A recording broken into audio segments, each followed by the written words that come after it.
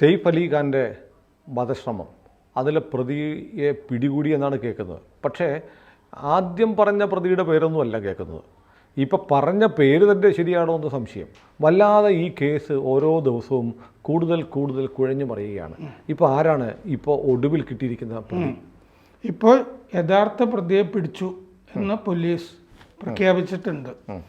എന്താന്ന് വെച്ചാൽ ഇന്നലെ രാത്രി നമ്മളൊക്കെ മനസ്സിലാക്കിയിരുന്നത് ഛത്തീസ്ഗഡിൽ ജ്ഞാനേശ്വരി എക്സ്പ്രസ്സിൽ യാത്ര ചെയ്തിരുന്ന അയാൾ 3 തവണ ഡ്രസ്സ് മാറിയെന്ന് വരെ എന്നൊക്കെ പറഞ്ഞിട്ടുണ്ടായിരുന്നു.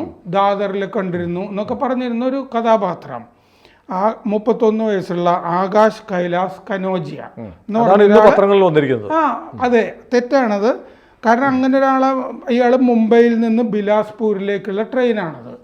അതിലുണ്ടായിരുന്നു എന്ന് വിവരം കിട്ടിയിട്ട് ഇയാൾ കൊളാബയിൽ നിന്ന് കയറിയതാണ്. ടിക്കറ്റ് ഇല്ലാതെ യാത്ര ചെയ്യായിരുന്നു. ഇയാളെ പോലീസ് ടീമുകളെ അയച്ചിട്ട് എന്നൊക്കെ പിടിച്ചു എന്നൊക്കെ പറഞ്ഞ് വലിയ വർത്തമാനമൊക്കെ ഉണ്ടായിരുന്നു. അയാളുടെ മുഖം കണ്ട നേരത്തെ CCTV ദൃശ്യം, സാദൃശ്യവും കാര്യങ്ങളൊക്കെ ഉണ്ടായിരുന്നു. പക്ഷെ ഞാൻ നോക്കുമ്പോൾ ഇപ്പൊ പിടിച്ചിട്ടുള്ള ആളുടെ പടം, യഥാർത്ഥ പ്രതി നമുക്ക് കാണാം. അതും നേരത്തെ ദൃശ്യവുമായിട്ട് ഒരു ബന്ധമില്ല. ഒരു സ്ലിം ആയിട്ടുള്ള ആളായിരുന്നല്ലോ നേരത്തെ ഉണ്ടായിരുന്നത്. ഇത് അങ്ങനെ തോന്നുന്നില്ല കണ്ടിട്ട്. ഇപ്പൊ പിടിച്ചിരിക്കുന്ന ആള് ബംഗ്ലാദേശിയാണ് പിടിച്ചിരിക്കുന്നത്. ബംഗ്ലാദേശിയോ? ഇന്ത്യക്കാരനല്ല.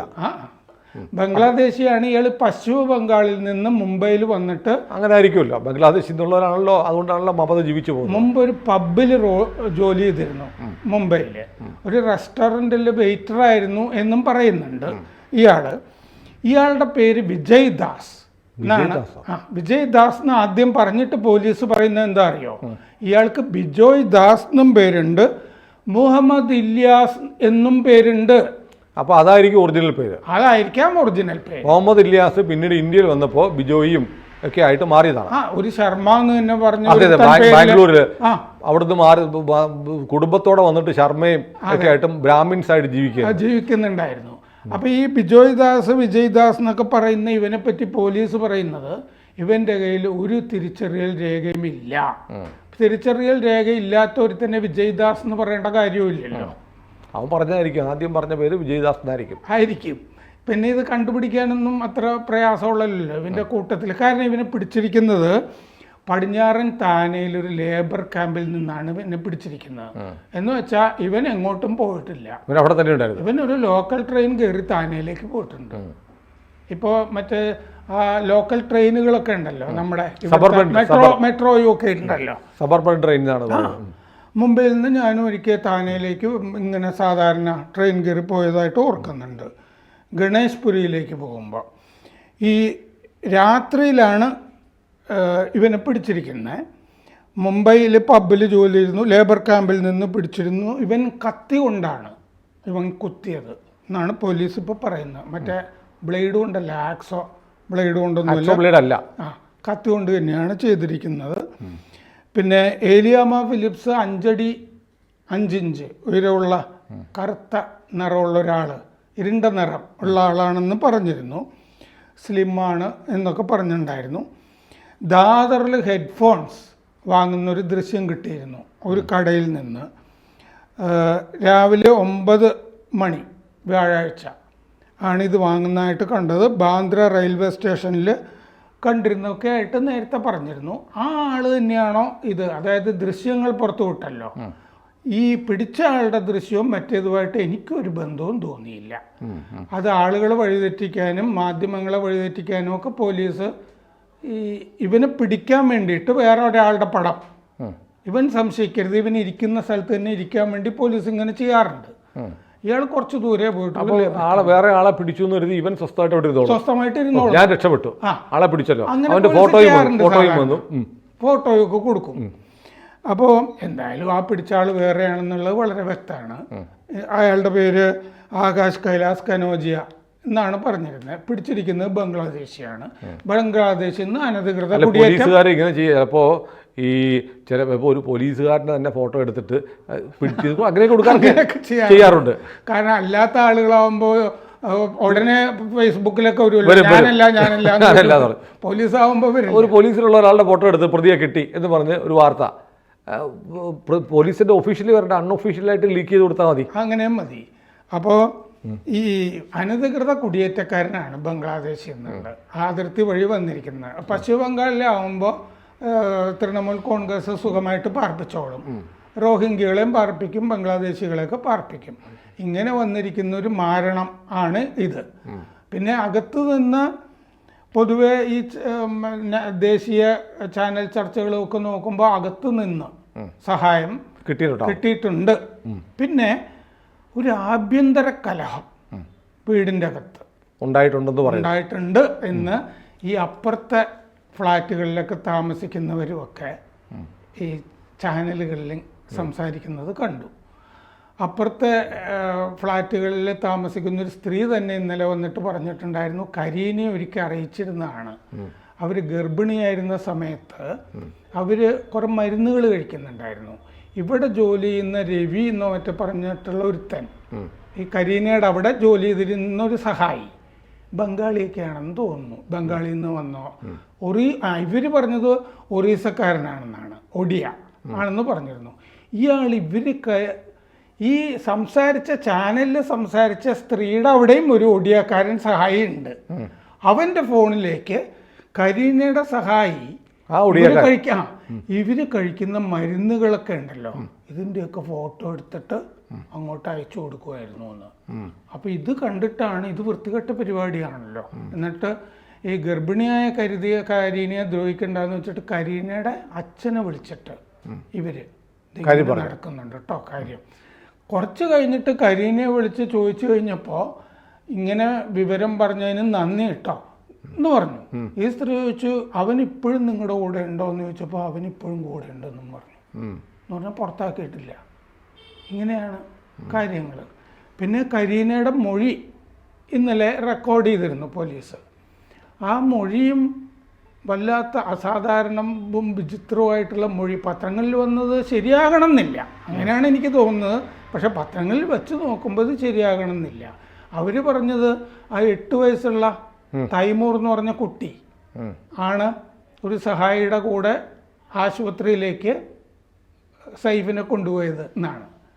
പക്ഷെ ഇപ്പോൾ ഈ വിജയ്ദാസിനെ പിടിച്ച ശേഷം പോലീസ് പറയുന്നത് ഇബ്രാഹിമാണ്, അതായത് അമൃത സിംഗിലെ കുട്ടിയിലെ മുതിർന്നവൻ, അവനാണ് കൊണ്ടുപോയതെന്നാണ് പോലീസ് പറയുന്നത്.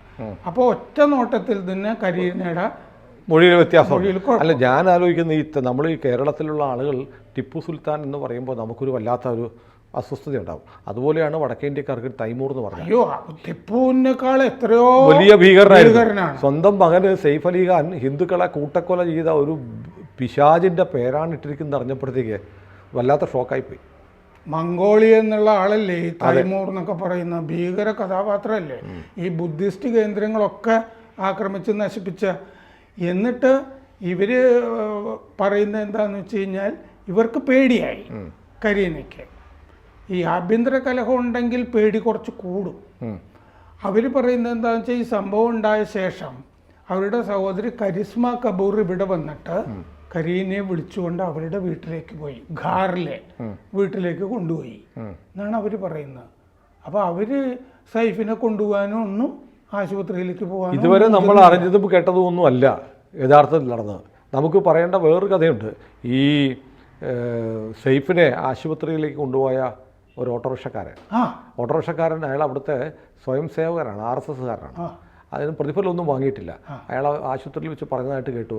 അതായത് എനിക്കിതിന് പ്രതിഫലമൊന്നും വേണ്ട, ഇത്തരം കാര്യങ്ങൾ ചെയ്യുന്നതിനുള്ള പ്രതിഫലം ഗണപതി ബപ്പയാണ് എനിക്ക് തരുന്നത്. അതെ, ഈ ഓട്ടോറിക്ഷക്കാരനെ ഇൻ്റർവ്യൂ ചെയ്തിരുന്നു ദേശീയ ചാനലുകൾ, അത് ഞാൻ കണ്ടു. നന്നായിട്ട് സംസാരിക്കുന്നുണ്ടായിരുന്നു. അങ്ങേരെ പടമൊക്കെ കാണിക്കുന്നുണ്ടായിരുന്നു. ഈ ഏത് മകനാ കൊണ്ടുപോയതെന്ന് അറിയാൻ വേണ്ടി. ഈ ഓട്ടോറിക്ഷക്കാരനെ ഒരു ദിവസമായിട്ടും പോലീസ് ചോദ്യം ചെയ്തിരുന്നില്ല. ബാന്ദ്രയിലെ ഓട്ടോറിക്ഷക്കാരനായിരുന്നു ഭജൻ സിംഗ്. അയാൾ രാത്രി 2 സ്ത്രീകൾ കരഞ്ഞുകൊണ്ട് വിളിക്കുമ്പോഴാണ് ഈ ഓട്ടോയ്ക്ക് കൈ കാണിച്ചത്. ചോരപുരണ്ട വസ്ത്രമായിട്ട് ഒരാൾ വരുന്നു. ഭജൻ സിംഗ് ചോദിച്ചു, എവിടേക്കാണ് പോകേണ്ടത്? ഇവിടെ 2-3 ആശുപത്രിയുണ്ട്. അപ്പോൾ ലീലാവതിയിലേക്ക് പോകണം എന്ന് ഇവർ പറഞ്ഞു. ആ മുറിവേറ്റ ആളോടും ചോദിച്ചു, ലീലാവതിയിലേക്ക് തന്നെയാണോ പോകേണ്ടത്? അങ്ങനെ കൺഫേം ചെയ്ത് കഴിഞ്ഞിട്ടാണ് പോയത്. അവിടെ ചെന്ന് ഇറങ്ങുമ്പോഴാണ് പറയുന്നത് ഞാൻ സെയ്ഫ് അലി ഖാനാണ് എന്ന് പറയുമ്പോൾ സ്ട്രക്ചറിൽ വിളിച്ചു കൊണ്ടുപോകുന്നത്. നടുക്ക് ഓട്ടോയുടെ ഏറ്റവും അറ്റത്ത് സെയ്ഫ് അലി ഖാൻ ഇരുന്നു, പിന്നെ മറ്റ് രണ്ടുപേരിരുന്നു, ഈ കുട്ടിയിരുന്നു, ആ സെർവൻ്റോ മറ്റോ ഇരുന്നു എന്നാണ് പറയുന്നത്. അപ്പോൾ അയാൾ ശരിക്കും സെയ്ഫ് അലി ഖാനും ഈ ഭജൻ സിംഗിനെയും കൂടെ താരതമ്യം ചെയ്യുമ്പോൾ അയാൾ എടുത്തൊരു സേവനം വളരെ വലുതാണ്, വളരെ വലുതാണ്. സാറിന് ഇങ്ങനെ മുറിവേറ്റ് കുത്തേറ്റ് കത്തി തറച്ചിരിക്കുന്ന ആളുകളെയൊന്നും കൊണ്ടുപോകാൻ ഓട്ടോറിക്ഷക്കാർ മടിക്കും, ഭയപ്പെടും. മാത്രമല്ല ആ ഓട്ടോറിക്ഷക്കാരൻ തന്നെ ആയിരിക്കണം ശരിക്കും എത്തേണ്ട സ്ഥലത്തെ ആശുപത്രിയിൽ കാഷ്വാലിറ്റി ആണെങ്കിൽ അവിടെയൊക്കെ കൊണ്ടുപോകാൻ. സ്വയം സേവകനാണല്ലോ, അതൊക്കെ അറിയാം. ഇതൊക്കെ ചെയ്തിട്ടുള്ളത് അദ്ദേഹമായിരിക്കും. കാരണം കരീന പറയുന്നത് ശരിയാണെങ്കിൽ ഈ കുട്ടിക്ക് 8 വയസ്സേ ഉള്ളൂ. അതെ അതെ, ഈ കൊണ്ടുപോയ കുട്ടി. പക്ഷെ ഇബ്രാഹിം ആണെന്നാണ് പോലീസ് പറയുന്നത്, യുവാവായ കുട്ടി. അല്ല, 8 വയസ്സുള്ള കുട്ടിക്ക് എങ്ങനെ കൊണ്ടുപോകാൻ പറ്റും? എങ്ങനെ കൊണ്ടുപോകാൻ പറ്റും എന്ന് പറയാൻ പറ്റില്ല. 8 വയസ്സ് പറഞ്ഞാൽ 3-ലോ 4-ലോ പഠിക്കുന്ന കുട്ടിയായിരിക്കാം, നല്ല വിദ്യാഭ്യാസവും ആളുകളായിട്ട് ഇടപെട്ട് നല്ല സ്കൂളിലൊക്കെ ആയിരിക്കും പഠിക്കുന്നത്. അപ്പോൾ അതിനുള്ള സാമർഥ്യം ഉണ്ടായിരിക്കും. പക്ഷേ അവിടെയുള്ള മറ്റാരും എന്തുകൊണ്ട് ശ്രമിച്ചില്ല എന്നൊരു ചോദ്യം.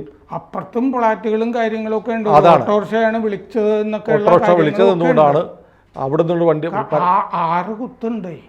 6 കുത്ത് എന്ന് പറയുമ്പോൾ ഇന്നലെ NIA-യുടെ ഒരാൾ സംസാരിക്കുന്നുണ്ടായിരുന്നു.